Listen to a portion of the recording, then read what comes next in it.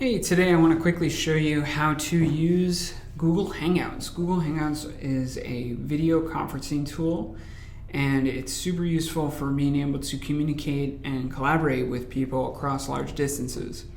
The way to access Google Hangouts is by first getting into your Google Apps account, and then you can click on the grid icon at the top right corner. And I think the easiest way to get into a Google Hangout is through Calendar. So I'm going to click on Google Calendar.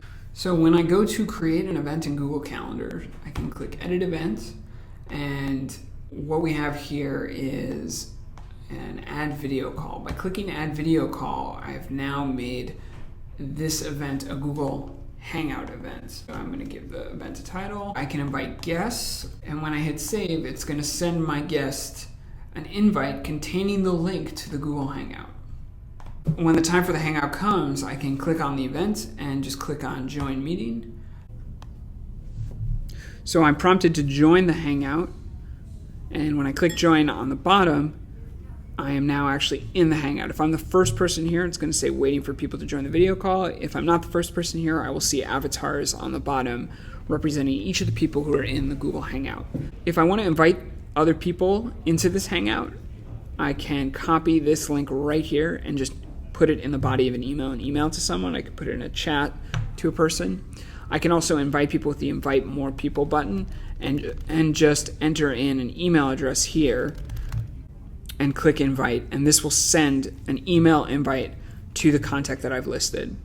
Let's look really quickly at some of the options at the top of the Hangout screen. This is the Invite More People icon. This is the toggle mute or unmute. Right now I'm set at mute for the purpose of this video recording. You would also want to mute yourself if you're just a passive participant in the Hangout. It's also useful if you're in a noisy room to mute yourself unless you are actually speaking in the Hangout.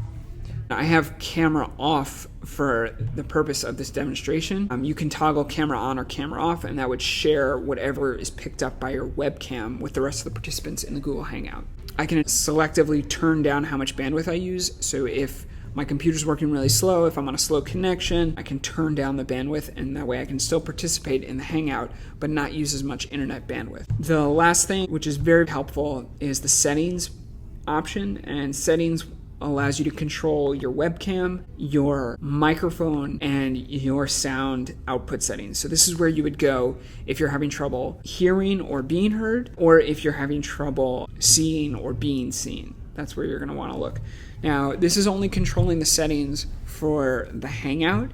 Your computer will also have additional microphone and sound settings that you may have to configure to make sure that you are able to be seen and heard. And then on the left-hand side, I have another additional icon set. I can quickly get help if I need it. I can chat, which is super helpful for sharing links. I can really quickly share a link here. And then I can also do a screen share. Screen share means that instead of sharing whatever my webcam is picking up, I would share what is ever on my screen.